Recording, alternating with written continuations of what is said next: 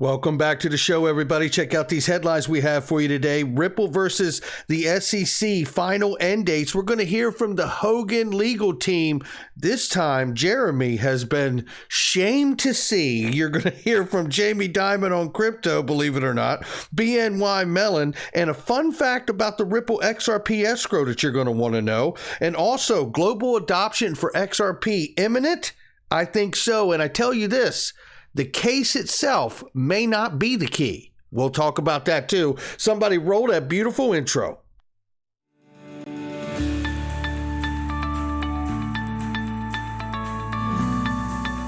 Digital Perspectives with Brad Kimes. Come on in.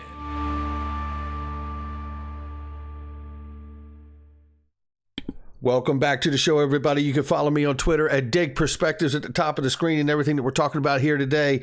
It is $1.824 trillion market cap for crypto, ladies and gentlemen. We're up exactly 1% this morning.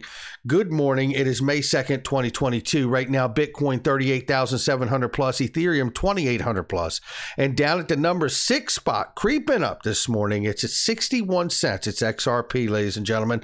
We're still off by 11.8% on the 7-day, but we put 4% back on the board in the last 24 hours. Take a look at the range of price very quickly here. 59 cents to 63 cents. I am a proud buyer at 59 cents. I told you I was going to wait till 55 cents, but I just couldn't. I had a feeling and I did it. And you know what? Mrs. Backup was not happy about it. And sometimes in my life, not anyone else's, it is better to ask forgiveness than permission. That's what happened on this time around here. So nevertheless, a nice weekend out in the open air and it worked out. So here we go. Let's take a look at this right here because I shared this tweet here. It was given to me by an anonymous donor.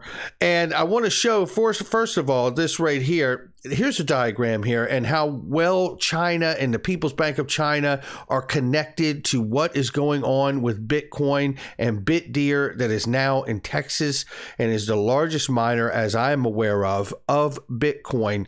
Period, full stop. And know that the only son to a Chinese premier is involved in all of it. Right here. And it all ties back to Alibaba, the Ant Financial. You could tie all of that back, obviously, but we're talking about BitDeer, Bitmain, the Bitcoin miner. And here's what I wanted to say here, and it's really highlighted very well here. And understand this, that BitDeer sells every Bitcoin they mine, as a little birdie tells me, every 72 hours. Now, if you believed in Bitcoin long term, you'd hold at least some of it. Right? If you believed it was going to $100,000 or $250,000 or $1 million, I think you would hold back at least a portion of what you mine for that long-term goal. They sell everything they mine every 72 hours is what I'm being told. It's a very reliable source. And I tell you, when you look at that, here's what Black Pete says here. He says, does it matter that the only son of the former premier of China is invested in the largest Bitcoin miner, which is located in Texas for cheap energy? Does the Bitcoin community know who their owners really are? It is all right here. And I showed that to you not as a maxi. I showed that to you as an investor. And I hope all of you understand it. And this is why I diversify, ladies and gentlemen, because crypto itself is a very high-risk environment, whether we're talking about the high-risk volatility of a court case or whether we're talking about who actually controls a mining operation that controls the majority of a token. You know, and this is why I show you things like Glint or Masterworks. And this is why I want to play for you what I believe is probably one of the most important 1-minute segments I'm going to play. Take a listen to this from Glint Pay's CEO about being able to buy, save, send, and spend gold on your own account and card. Listen. I'd say, look, gold isn't, to me, an investment. It's just money. If you put your cash under the bed, it doesn't earn any interest. The only reason money, for instance, earns any interest in the good old days when you did get interest was that you put your money at risk. Whenever you put your money, your hard-earned savings, at risk, then you have the potential to make money or lose money. Gold is simply money. And we've made it everyday money for everybody out there. Tell us a little bit about the app itself. Yes. You can just download it on the App Store. Am I buying physical gold, or am I buying what we call a derivative of gold, a claim? No derivatives. We set out right from the very beginning to make sure that you are getting allocated gold that you legally own. It's got nothing to do with glint. It is yours. And that's But it doesn't physically move, does it? It's in a safe somewhere, and you have an ownership claim on it. You own some of that gold. You own that gold. It's stored in a vault in Switzerland, run by Brinks. It's insured by Lloyd's of London. Glint is regulated. As in the Brinks bullion, Robbie. Well, That's a grand old name, isn't there? Yeah, it's yours, and it's very secure. We can't, and unlike, for instance, cryptocurrency exchanges, we haven't yet found a way to dematerialize gold into electrons and hack it out of the vault. Are you convinced? And there you have it, controlled and regulated by the FCA. A lot of people needed to hear that. Make sure you check out the link underneath the video. Love working with those guys. Right here, we see the newest iteration of video telling us what's going on with the Ripple SEC, and the end dates are in. And this is 10 view right here from the Hogan legal team, because Jeremy has been summoned to see. Oh, goodness. They're so much fun. But let's listen to this 2-minute clip here that really puts it where it needs to be for anybody wanting to know where exactly we are. Let's have it right here. Shout out to 10view for this one. So surprise, the judge knocked over a month off the agreed schedule. And not only that, the parties wanted to submit 90-page briefs in their proposed schedule, and Judge Torres limited the parties to 75 pages, which led Jeremy to tweet this on Twitter. Judge Torres has moved up the schedule for summary judgment briefs to November 15. What do I take from that? She wants the Ripple versus SEC case over before Christmas. Not only did she move up the deadline, but she also limited the lengths of the briefs from 90 pages down to 75. That is still a lot of work for the judge to look through 70-page briefs and familiarize herself with 15 expert witness reports and all. But at the end of the day, she can and has turned around a summary judgment that quickly before. But timing how long a judge will take to rule on something is, at the end of the day, just an educated guess. For example, if she decides she needs oral argument, then that would likely push back judgment on the case. Or for example, if there is an appeal pending on the discovery issue, that could delay things. But what we know for sure is that the judge won't be ruling on the case in September. A judicial ruling is not coming until December and possibly even early 2023. Which brings us, of course, to the completely baffling Hinman emails and the SEC's death quest to protect these emails at any cost. And with the deliberative process privilege argument not going well for the SEC, it just filed a motion to not produce the Hinman speech emails and argue that the emails are also protected by attorney-client privilege. Listen to this. It's interesting to note that at this point in time, the SEC has spent more time and effort trying to protect these emails than any other issue in this litigation, including fighting over things like whether XRP is a security or not. Interesting. It's very interesting. And I think there is the big points. Now, I have a question for the Hogan legal team, John Deaton, Jim Filan, and everybody else who's a legal analyst out here, Bill Belisarius or Belarus, and Fred Rispoli, all of the legal analysts that have been chiming in here on the case, because the judge shortened the summary judgment schedule.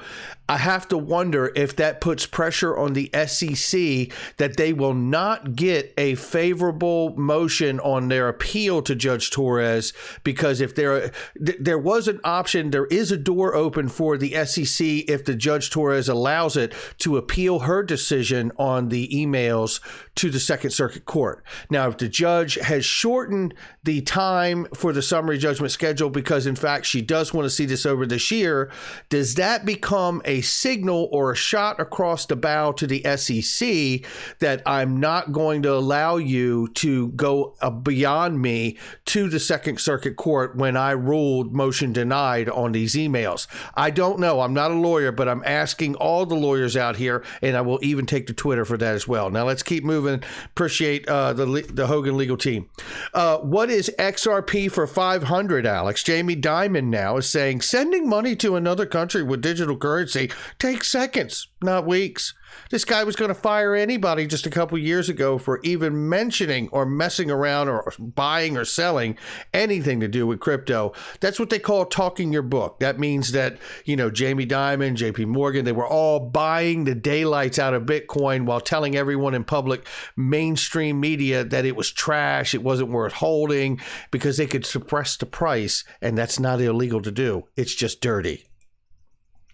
BNYMellon, which is a Ripple partner, appointed USDC primary custodian. That's exactly right. BNYMellon has been selected by Circle Internet Financial as primary custodian for USD coin reserves. Come on in. The Ripple partner BNYMellon is now going to do the reserves for Circle's USD coin, which I believe is the unofficial dollar, digital dollar for the United States of America. Stay tuned for more on that one. Here's a fun fact from Leonidas right here. 2 more months for the original $55 billion escrowed by Ripple in 2017 to end. If Ripple hadn't re-escrowed any XRP on July 1st, it wouldn't hold any XRP in escrow. Currently, the last Ripple escrow ends in March 2026. How about that? That's a fun fact. And here's some fun facts here, and this really gets us into it now, ladies and gentlemen, so let's get into this.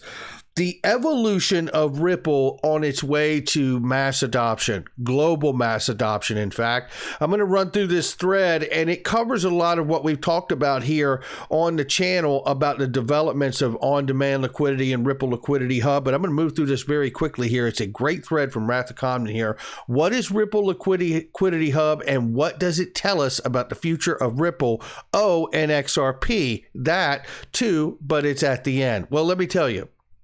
First of all, it is a crypto market aggregator, and that's exactly right. As Ashish Burla said, it sits on top of everything like a Coinbase and acts as like a Kayak or Google Flights as an example. It says here, why not use OTC, like over-the-counter desk for exchanges? And it's because you would begin to drain liquidity from specific areas, and you can't get a proper price arbitrage or a proper price discovery because you're not sourcing from everywhere that has it. And that's what they're building here. So as we move through this, and I'm not going to read all of these, but it is a fantastic thread, ladies and gentlemen, no doubt about it. But I'm going to show you right here, Ripple's Liquidity Hub eliminates all the hassles by gathering the assets from multiple sources and presenting them in a unified interface.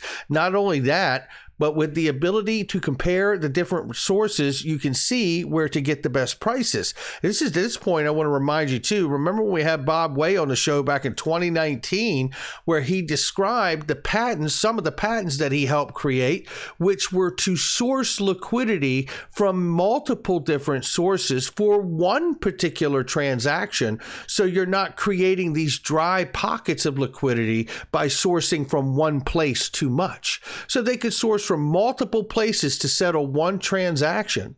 That somebody, let's say they're looking for a big order of Ethereum or Bitcoin, and you could source that through on-demand liquidity and Ripple Liquidity Hub, right? Or excuse me, Ripple Liquidity Hub. And you could have them go from the Ripple Liquidity Hub to the multiple sources that are plugged into that, get the best price as quickly as possible, get everything you need at that price. That is really what we're talking about here. And that is the ultimate goal. But it goes beyond that too. So I want to come down here to this part right here where does it even go from there, right? And the future. Okay, so now here's where we want to go, and it is, I think 13. No. So again, they've been telling us all along that they just lack context. Ripple's preparing for tokenized future and Internet of Value. Notice all the Liquidity Hub press has seemingly mentioned NFTs. What better way to tokenize value than with NFTs on the XRP ledger? Absolutely. But look at this, because I think this really says it. So the evolution of Ripple looks something like this.